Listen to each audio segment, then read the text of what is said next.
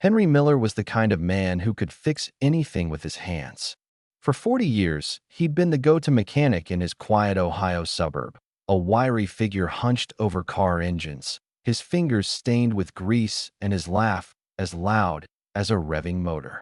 Now, at 75, those days were behind him.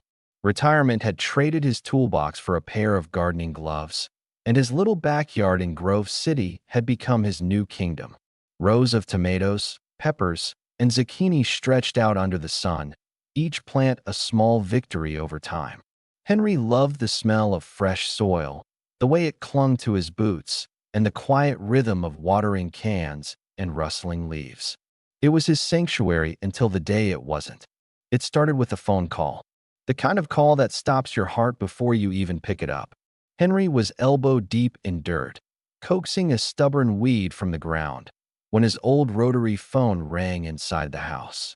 He ignored it at first, probably just another telemarketer, but it kept ringing, insistent, like a siren he couldn't tune out. Wiping his hands on his faded jeans, he shuffled inside, his knees creaking with every step. The voice on the other end was his neighbor, Sally, her tone shaky. "Henry, it's about Tom. He's gone. Heart attack. Last night." Tom, his best friend for over 50 years. The guy who'd sat with him through every football game, who'd shared beers on the porch while the sun dipped below the horizon, who'd laughed at Henry's terrible jokes about carburetors and carrots. Gone. Just like that. Henry stood there, the phone pressed to his ear, the room spinning like he'd taken a punch to the gut. He was fine last week, he mumbled, more to himself than to Sally. We were planning a fishing trip, but fine didn't matter anymore. Tom was 76, just a year older than Henry, and now he was a memory. That night, Henry didn't sleep. He sat in his worn-out recliner, staring at the wall where a faded photo of him and Tom hung, two young men grinning beside a beat-up Chevy. His mind raced. Tom had seemed strong. Sure, he'd slowed down a bit, complained about his knees, but a heart attack? It didn't make sense. Henry's chest tightened as he thought about his own body, his own heart. Was it ticking like a time bomb, too? He reached for the small leather journal on the side table, a habit he'd picked up years ago to track oil changes and grocery lists. Now he scribbled something new. Day 1 without Tom. Am I next? The next morning, Henry walked out to his garden, but it didn't feel the same.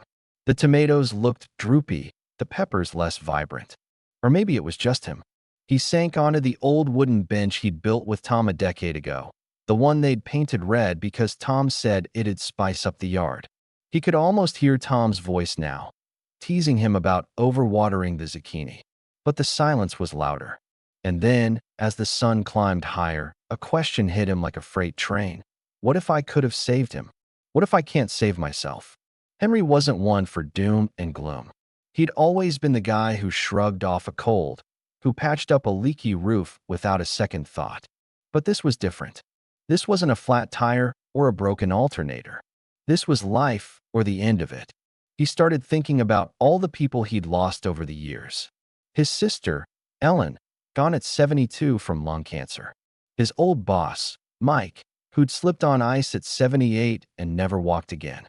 His cousin, Ruth, who'd faded away at 80, her mind slipping long before her body gave out. Was there a pattern? Was there something he wasn't seeing? He grabbed his journal again, flipping to a fresh page. He wrote, Tom Hart, Ellen lungs, Mike fall, Ruth memory. Then he stopped, pen hovering over the paper. How many ways could age sneak up on you? How many traps were waiting after 75? He'd heard something once, maybe on the radio or from a doctor years ago, that most deaths after a certain age weren't random. They weren't just old age. They were specific, preventable, if you knew what to look for. But what were they? And why hadn't he paid attention before? That afternoon, Henry drove to the local library, a squat brick building he hadn't visited since his mechanic days. The librarian, a young woman with a nose ring, eyed him curiously as he asked for books on health for old folks. She pointed him to a shelf in the back, and soon he was buried in pages, medical journals, health magazines, even a dusty pamphlet from the CDC. What he found stopped him cold. A statistic jumped out like a neon sign. After 75, 99% of deaths come down to just 7 causes. 7. Not 100, not a dozen 7. Heart disease, falls, respiratory illness, stroke, cognitive decline, cancer, diabetes. The words blurred together as he read on, each one a dagger twisting in his gut. Heart disease, the #1 killer, the CDC said, claiming nearly 700,000 lives a year in the U.S., most of them over 65. Henry thought of Tom, of the burgers they'd grilled every Sunday, the salt he'd shaken onto his fries without a second thought. Falls 3 million emergency room visits a year for seniors, a third of them fatal within months. He pictured Mike, his boss's crumpled body on the ice, the way he'd never smiled again. Respiratory illness, pneumonia, and COPD creeping into lungs worn out by time or smoke. Ellen's raspy cough echoed in his memory. Stroke silent and sudden, cutting off the brain's lifeline. Cognitive decline, dementia stealing memories, then lives. Cancer lurking in cells exposed to too much sun or smoke. Diabetes, sugar turning into a slow poison. Henry slammed the book shut, his hands trembling. 7 reasons. 7 shadows looming over him, over everyone he knew. He looked down at himself, his creaky knees, his slightly rounded belly from too many donuts, the faint wheeze he'd ignored after climbing stairs. How many of these were already inside him? He scribbled in his journal, 7 ways to die. 7 ways I've been blind. Back home, Henry stood in his garden again, but now it felt like a graveyard. The tomatoes mocked him. Hadn't he read that processed foods, even the ketchup he loved, could clog his arteries? The uneven stone path to the shed glared back. How many times had he tripped and laughed it off? The sun beating down on his bare head, was it cooking his skin into cancer right now? He sank onto the red bench, his breath shallow, his mind a storm. Tom's death wasn't just a loss, it was a warning. A wake-up call Henry couldn't ignore. He flipped open his journal one last time that day, writing in big, shaky letters, I'm 75. I've got time, or do I? The question hung in the air, heavy as the humidity rolling in from the Ohio fields. Henry didn't know it yet, but that question was about to change everything. He wasn't just a retired mechanic anymore. He wasn't just a gardener. He was a man staring down 7 silent killers, and he wasn't ready to let them win. Not yet. As the sun dipped below the horizon, casting long shadows across his yard, Henry made a promise to himself. He'd find out what these 7 threats were, really understand them, and figure out how to fight back. Not just for Tom, not just for the people he'd lost, but for the years he still wanted to live. For the garden he wasn't done tending. For the life he wasn't ready to give up. Before we follow Henry deeper into this journey, I'd love to hear from you.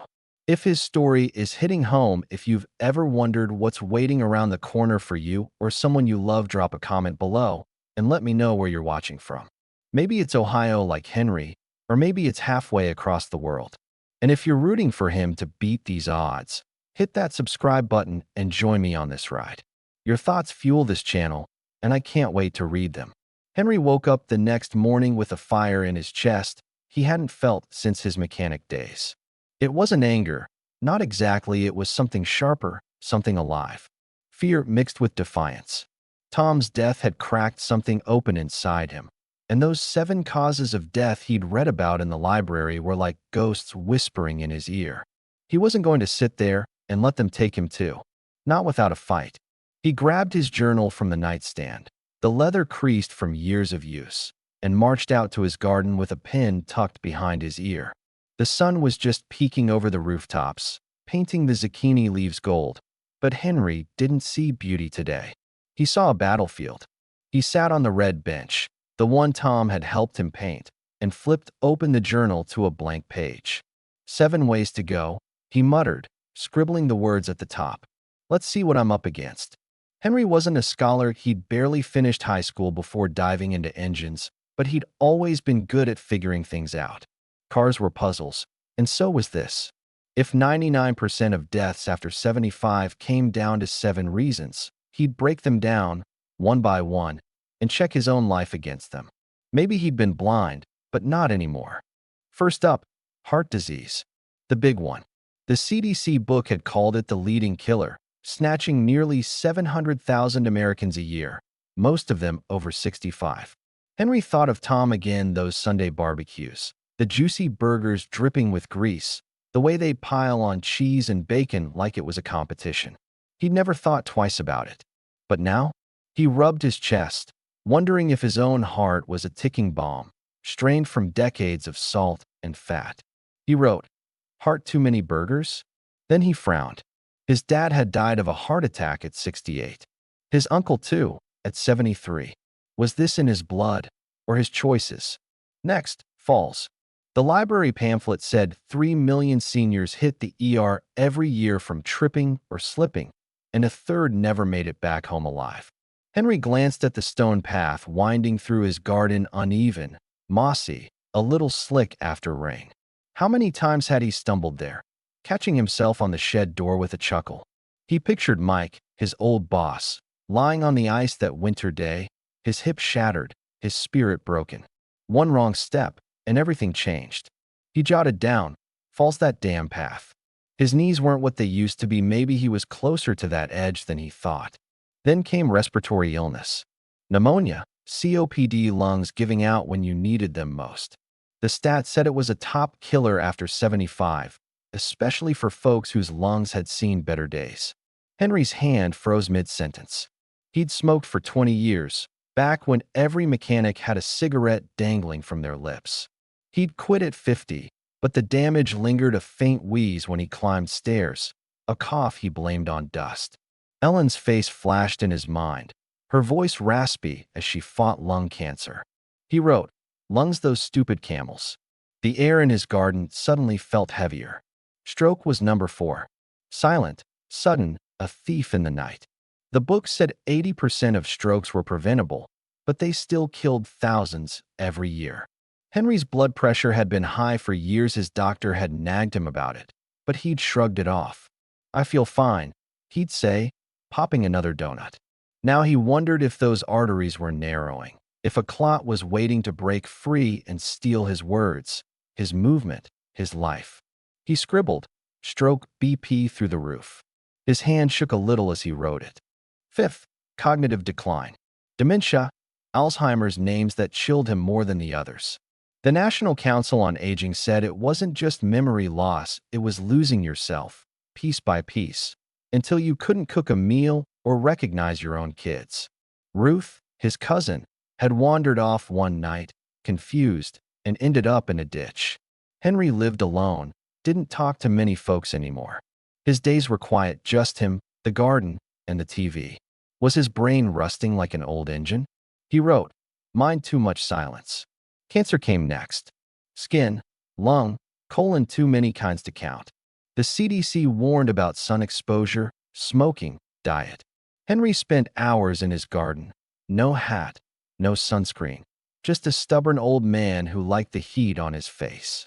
He'd smoke too, and those processed meats he loved? Hot dogs, salami, bacon, they were on the watch list now. He thought of Ellen again, her frail body eaten away.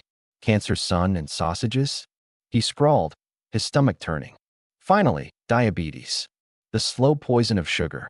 Over 30 million Americans had it, and it hit seniors hard: heart attacks, kidney failure, blindness. Henry loved his sweets, donuts in the morning, pie after dinner, a Coke with lunch. His doctor had warned him about pre-diabetes years ago, but he'd laughed it off. Now he wasn't laughing.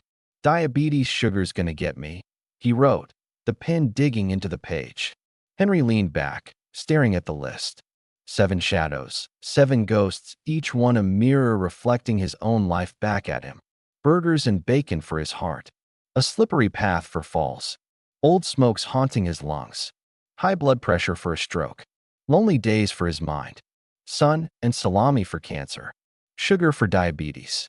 He imagined them circling him like specters in the garden, the heart ghost with a greasy grin, the fall ghost teetering on the path, the lung ghost coughing smoke. It was ridiculous, but it felt real. Too real. He stood up, pacing between the tomato plants, his boots kicking up dirt. "I'm a walking checklist," he muttered. His heart pounded not from fear now, but from realization. He'd spent 75 years living how he wanted, eating what he liked, ignoring the creaks and aches. But Tom's death, those library books, they'd ripped the blindfold off.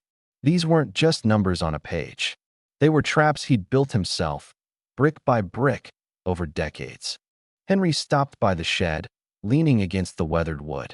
He could still smell the paint from that day with Tom, the way they'd bickered over brushstrokes.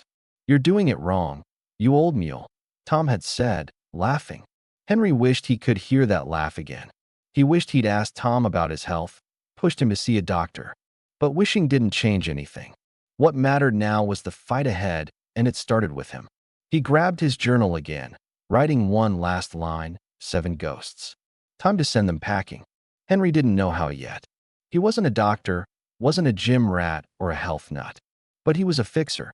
And if there was one thing he knew, it was how to take a broken thing and make it run again. Maybe, just maybe, he could fix himself. As he closed the journal, the wind rustled through the garden, carrying the scent of earth and green. Henry took a deep breath, tasting the fight in the air. This wasn't over, not by a long shot. Hey, if you're still with me, I'd love to know you're here.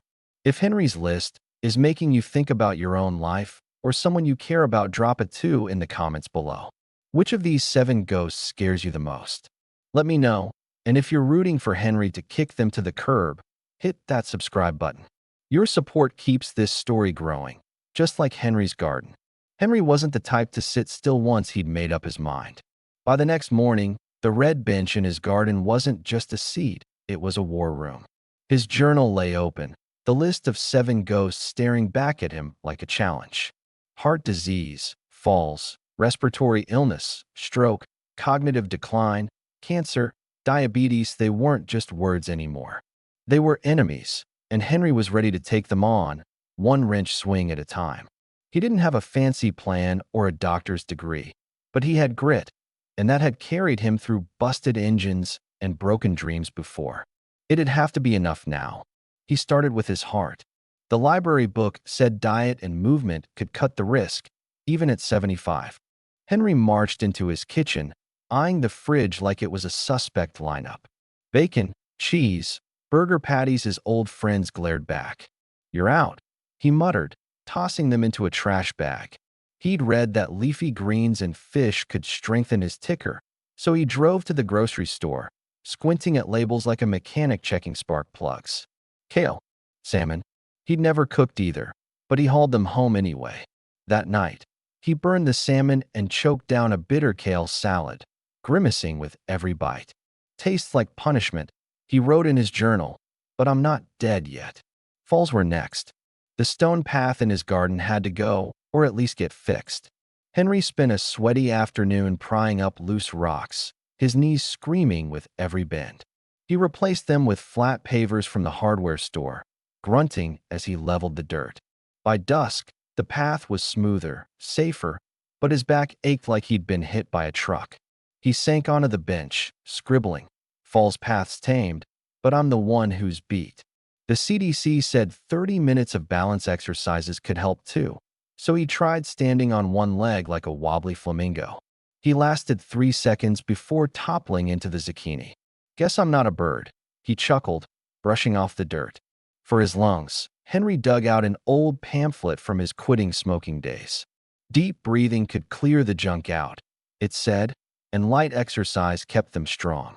He stood in the garden, inhaling the crisp Ohio air until his chest puffed out, then walked laps around the yard. 10 minutes in, that old wheeze crept back, a ghost of cigarettes past. He pushed through, coughing but determined. "Lungs still kicking," he wrote. The NCOA said vaccines mattered too. Pneumonia and flu shots could save his life. He booked an appointment, grumbling about needles but picturing Ellen's raspy end. Better a jab than a coffin. Stroke was trickier. High blood pressure was the culprit, and Henry knew his was a mess. He dusted off the old monitor his daughter, Claire, had given him years ago, strapping it to his wrist. The numbers flashed, 150/95. Too high. The book said less salt, more water, and exercise could drop it. He swapped his Coke for a glass of water, tasteless, boring water, and started walking to the mailbox daily instead of driving. A week later, the numbers dipped to 140/90. Not perfect, but progress. Stroke, BP's a stubborn mule, but I'm tugging the reins, he jotted down, a flicker of pride in his shaky handwriting. Cognitive decline scared him most. The silence of his days, the TV droning, the garden whispering wasn't enough anymore. The NCOA said social ties and brain games could keep dementia at bay. Henry wasn't a joiner, but he remembered the chess club at the community center. He showed up the next day, his old flannel shirt out of place among the retirees in cardigans. They welcomed him anyway, and soon he was hunched over a board, muttering curses as a guy named Ed checkmated him in 10 moves. Mine got hooped, but it's awake, he wrote. He lost every game that week, but the chatter, the laughter, it felt like oil greasing a rusty gear. Cancer meant rethinking the sun. Henry loved his garden, but the CDC warned that UV rays were a skin cancer trap. He bought a wide-brimmed hat, ugly as sin, but it worked, and slathered on sunscreen that smelled like coconuts. Standing among the tomatoes, he felt like a tourist, not a gardener, but he stuck with it. Diet mattered too, no more hot dogs or salami. He grilled chicken instead, dry and bland, and wrote, "Cancer sun's mad. Meat's gone, taste buds hate me." He missed the old flavors, but Ellen's hollow cheeks stayed in his mind. Diabetes was the last ghost, and the hardest. Sugar had been his comfort, donuts with coffee, pie after a long day. The doctor's pre-diabetes warning echoed now, backed by stats. 30 million Americans, half over 65, fighting the disease. Henry dumped his sweets into the trash, the thud of a donut box like a punch to his gut. He swapped in berry sour little things and chewed them like medicine. 2 days in, he snapped, yelling at the fridge for no reason. "Diabetes, sugar's gone. Sanity's next," he scrawled, half laughing, half cursing. The first week was a mess. Henry burned meals, tripped over pavers, wheezed through walks, and lost at chess. His blood pressure barely budged, the sunscreen made him itch, and without sugar, he was a bear with a sore paw. Friends noticed. Old Joe from down the street laughed when Henry turned down a beer. "What's wrong with you, man? You turning 90 already?" Joe teased, sipping his Bud Light. Henry forced a grin, but inside, he fumed. Was this worth it? He wrote, "Day 7 feel like a fool. Ghosts still laughing?" But then, something shifted. By week 2, the kale didn't taste like death anymore. Olive oil helped. The path held steady, no stumbles. His wheeze softened. His walks stretched to 15 minutes. Blood pressure hit 135/85, not great, but better. Chess got fun. Ed still won, but Henry lasted 15 moves once. The hat felt less dumb, the berries less sour. Small wins, tiny sparks in the dark. He started humming while he worked, a goofy tune he made up. 7 steps, 7 fights, keep the ghosts out of sight. It was silly, but it stuck, bouncing in his head as he watered the peppers. Henry wasn't fixed, not even close. His knees still ached, his temper flared, and he dreamed of donuts some nights. But he felt lighter, not just in his step, but in his chest, like the air was cleaner, the shadows thinner. He flipped through his journal one evening, reading the scribbles: anger, doubt, hope. Day 14, ghosts are quieter, he wrote. The garden looked greener too, the tomatoes plumper, as if they were rooting for him. He wasn't naive. 7 ghosts didn't vanish in 2 weeks. The CDC said heart disease took years to undo. Falls could strike any time. Lungs didn't heal overnight. But Henry wasn't aiming for perfect, he was aiming for a chance. A shot at 76, 77, maybe more. He thought of Tom, of the fishing trip they'd never take, and gripped his pen tighter. "This one's for you, buddy," he whispered, the words sinking into the soil. The fight wasn't over, it was just beginning. Henry didn't know what lay ahead, but he knew one thing. He wasn't the same man who'd sat on that bench, scared and blind. He was a fixer, and he'd keep fixing, one shaky step at a time. Henry had been at it for a month, now battling the 7 ghosts with every ounce of his stubborn soul. The garden was his proving ground, the red bench his anchor. He'd swapped burgers for salmon, leveled the stone path, breathed deeper, checked his blood pressure, played chess, worn that goofy hat, and ditched the donuts. It wasn't pretty. Some days he cursed the kale, others he tripped over his own feet, but he'd carved out a rhythm. The ghosts weren't gone, but they were quieter, lurking instead of lunging. Henry felt stronger, not invincible, just possible. And that was enough until the day it almost wasn't. It was a warm Saturday in late August, the kind of day that begged for a cold beer and a nap. Henry was out in the garden, pruning the tomatoes under the midday sun. His hat sat crooked, sweat beaded on his brow, and that silly tune hummed in his throat. 7 steps, 7 fights, keep the ghosts out of sight. The air smelled of ripe fruit and fresh dirt, a scent that usually steadied him. But then it hit a wave of dizziness, sharp and sudden, like the ground had tilted under his boots. He dropped the shears, clutching the shed wall as his vision blurred. His heart thudded unevenly, too fast, then too slow. Stroke, he thought, panic clawing at his chest. Or maybe a fall. He could feel his knees buckling. Not now, he rasped, fumbling for his phone. He dialed Claire, his daughter, his voice a croak. Something's wrong. Get here. She lived 20 minutes away, but it felt like hours as Henry sank to the ground, the tomatoes looming like red specters. His mind raced. Had all his changes been for nothing? The ghosts cackled in his head, the heart ghost with its greasy grin, the fall ghost teetering, the stroke ghost tightening its grip.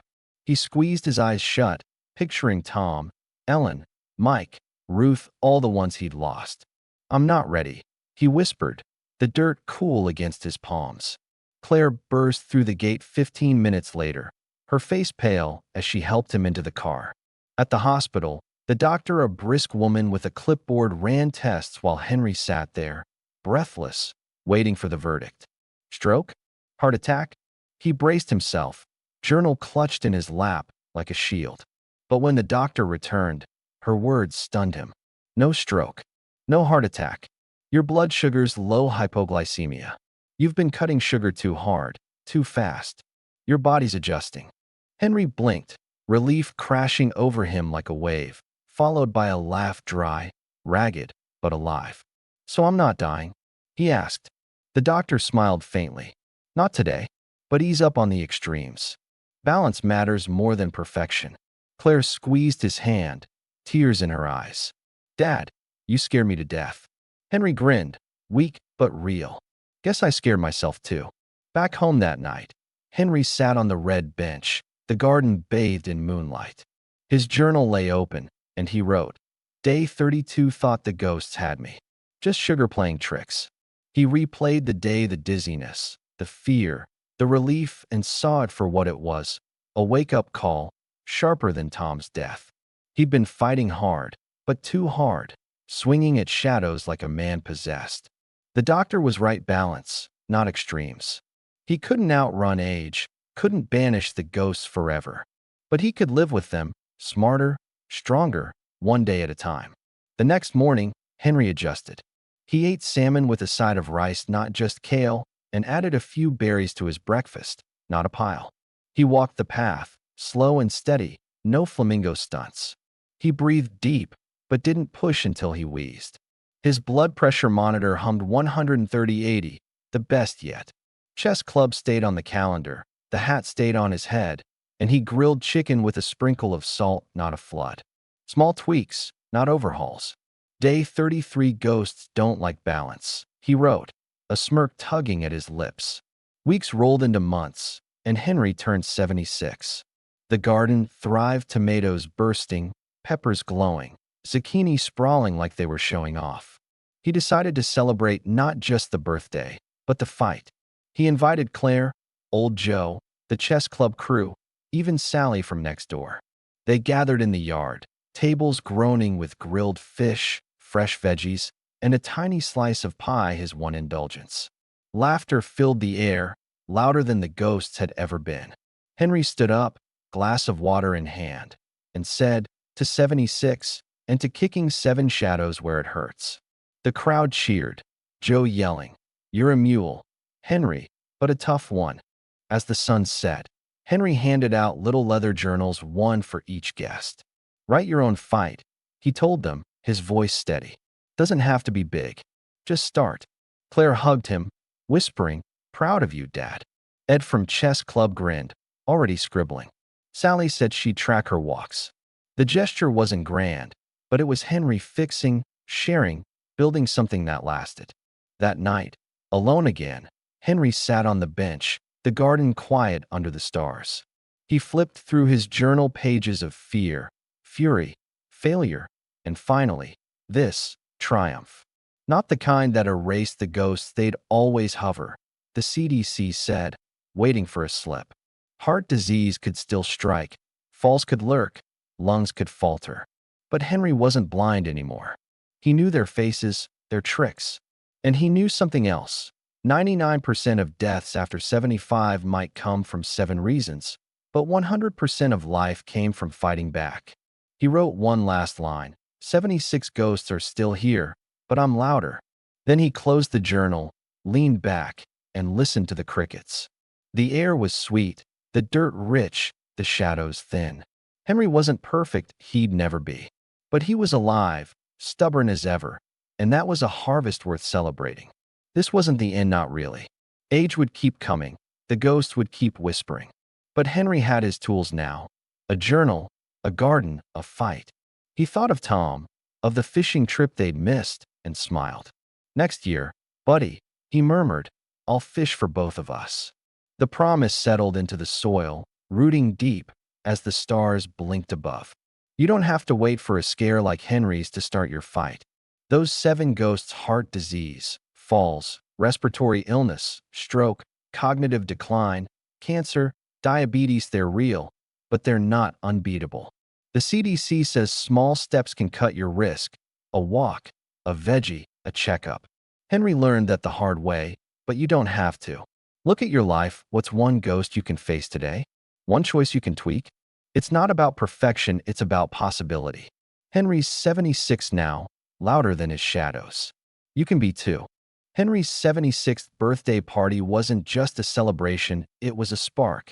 The little journals he'd handed out, the laughter over grilled fish and pie, the way his garden glowed under the setting sun, it lingered in his bones like the ache of a good day's work. He'd beaten back the 7 ghosts, not with a knockout punch, but with steady, stubborn steps.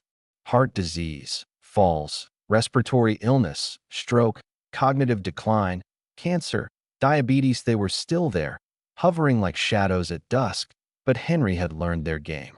He wasn't just surviving anymore. He was living louder than ever. And that, he realized, was worth sharing. The morning after the party, Henry found Claire lingering in the kitchen, flipping through her own journal. Dad, she said, her voice soft, what you did last night, giving everyone a notebook, it's sticking with me. People loved it. Henry shrugged, sipping his coffee black now, no sugar. Just figured they could use a nudge. Worked for me. Claire smiled, a glint in her eye. What if it worked for more than just them? She pulled out her phone, showing him a local news site. They're doing a senior health fair next month. You could talk about this, your fight, the ghosts. People need to hear it. Henry nearly choked on his coffee. Me? Talk. I'm no preacher, Claire. But she pressed, her voice firm. You're not preaching. You're fixing. Like you always have. He grumbled, but the idea took root. He'd spent 40 years fixing cars for folks in Grove City. Why not fix a few lives now? He scribbled in his journal. Day 1, post 76, Claire's got me roped into something. Ghosts won't like this. The next few weeks were a whirlwind. Henry dug into his notes, piecing together his story, the library scare, the garden battles, the dizzy spell that nearly broke him. He wasn't polished, his words were rough, his hands shook when he practiced, but they were real. Claire dragged him to the community center to rehearse with the chess club, Ed heckling him with, "Don't bore us, old man." Henry shot back, "I'll bore you into checkmate," and kept going. By the time the health fair rolled around, he had a speech, a stack of cheap journals, and a knot in his stomach bigger than a busted transmission. The fair was packed, seniors in folding chairs, families milling around booths with blood pressure cuffs and flu shots. Henry stepped up to the mic, his flannel shirt wrinkled, his hat off for once. "Name's Henry Miller," he started, voice cracking. "I'm 76, And a year ago, I thought I was next in line to die. The crowd hushed. He told them about Tom, the 7 ghosts, the garden that became his war zone. He held up his journal, pages worn and smudged. Found out 99% of deaths after 75 come from 7 things: heart disease, falls, lungs, stroke, mind slipping, cancer, diabetes. I had him all knocking. But I fought back, not fancy, just stubborn. He walked them through it: burnt salmon for his heart, pavers for falls, deep breaths for lungs, water for stroke, chest for his brain, hats for cancer, berries for diabetes. He admitted the flops: tripping over yoga, snapping at the fridge. The crowd laughed, nodded, leaned in. Thought I was done once, he said, voice dropping. Dizzy spell in the garden, thought it was a stroke. Turned out I'd starved the sugar ghost too fast. Balance, not extremes, that's the trick. He ended with the party, the journals, the promise to keep going. You don't need much. A walk, a veggie, a friend. Start small, but start. When he stepped down, sweaty and hoarse, people swarmed him. An old woman with a cane asked about falls she'd slipped last winter. A guy in a trucker hat wanted diet tips: his dad had diabetes. A nurse from the flu shot booth shook his hand, saying, "This is what we need, real stories." Henry handed out journals, scribbling his 7 steps tune on the first page for anyone who asked. Day 45, post 76, talk my head off. Ghosts are mad, he wrote that night, grinning. But the fight wasn't over. A week later, winter crept into Ohio, gray and biting. Henry's walks got shorter, the garden dormant under frost. One morning, he woke up wheezing louder than usual, a rattle in his chest. The lung ghost was back, testing him. He called the doctor, who said, "Could be a cold, could be more. Get checked." At the clinic, chest x-rays showed a shadow, not cancer. Thank God, but early pneumonia. Caught it in time, the doctor said. Rest, meds, keep moving when you can. Henry cursed the cold air, but he dodged a bullet. Day 60, post 76, lung ghost, try to sneak. Still here, he wrote, pen steady. Recovery was slow. Henry hated the couch, the pills, the way his boots gathered dust. But he stuck to his rules: light walks when the wheezing eased, broth instead of bacon, chess by phone with Ed. Claire checked in, bringing soup and a stern, "Don't push it, Dad." By spring, the rattle faded, and he was back in the garden, slower but alive. The tomatoes sprouted again, a quiet victory. That year, Henry hit 77. No big party this time, just Claire, Joe, and a few chess buddies on the red bench, sharing stories. He looked at the garden, the journals they clutched, and felt something bigger than himself. The CDC said small changes cut risks: heart disease by 30%, falls by 40%, pneumonia by vaccines. Henry wasn't a stat, but he was proof. He'd shared his fight, and it had spread. Joe walked now. Sally ate greens. Ed wore a hat. Tiny seeds beyond his fence. He wrote one night, 77 ghosts whisper, but I shout. Fixed more than cars this time. The stars winked above, the soil waited below. Henry wasn't done, not with the ghosts, not with living. He'd fish for Tom someday, maybe at 80, rod in hand. Ghosts be damned. You're not Henry, but you've got your own ghosts. The 7 stalk us all after 75: heart, falls, lungs, stroke, mind, cancer, sugar. They're real, but they bend if you push. Henry started with a journal and a garden. What's your start? A step? A call? A choice? Drop it in the comments. I'm reading. You're not too old, not too late. Henry's 77 and counting. You can count too.